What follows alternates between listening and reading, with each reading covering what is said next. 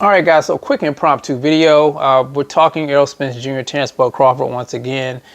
And I feel like I'm beating a dead horse sometime when it comes to the situation because the excuses are still flying as to why Errol Spence Jr. lost to Terrence Bud Crawford. And it seems to me that there are more excuses being made for Errol Spence Jr. than credit being given to Crawford for fighting such a brilliant fight. And I think that's a shame. I think that is unfair to Terrence Bud Crawford.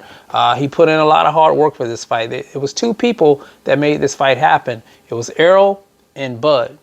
And people wanted to see this fight. And the reason that they wanted to see this fight because those were the two best welterweights in the game.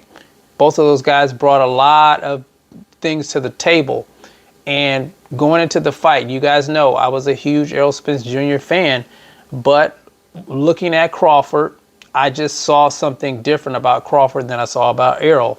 I thought he had the better skill set. I thought he'd been in the ring with a myriad of different fighting styles. I thought that he was the stronger of the two, and I made a prediction that he would win the fight in the 10th round, that he would stop Errol, and he stopped Errol in the 9th round.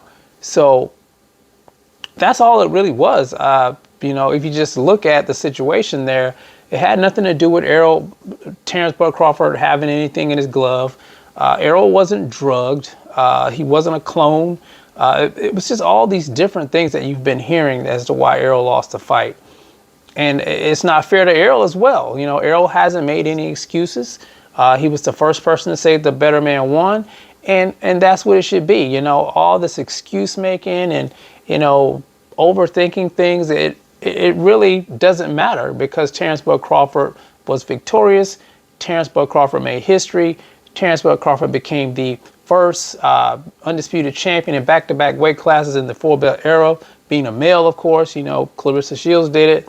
And we should celebrate that. Give him his flowers while he's still here. But, we're just going to have this segment of people that just don't want to give him his props. And, sometimes I bring this stuff up. I was wearing my Crawford and Spence shirt one day, and I got to chopping it up with some people I ran into, and I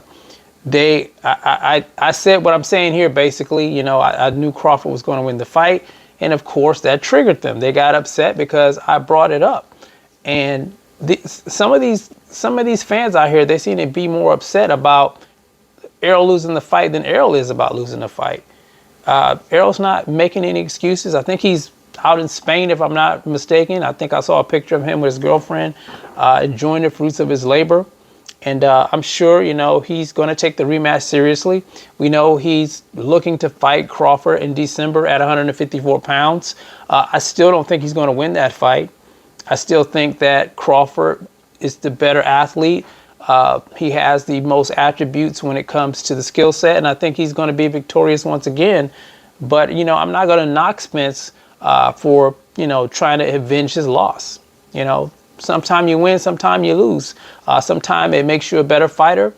And, we'll just have to see. I don't know for sure if he's going to win or lose. That's what I think. I think he's going to lose, but we don't know until fight time happens. But let's just stop making excuses for why he lost. A loss is a loss. It's never going to change anything. It's always going to be there.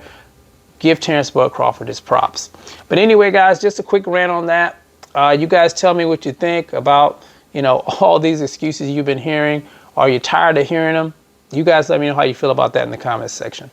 It's the CMB. I'll talk to you guys in the next one. And I'm out. Peace.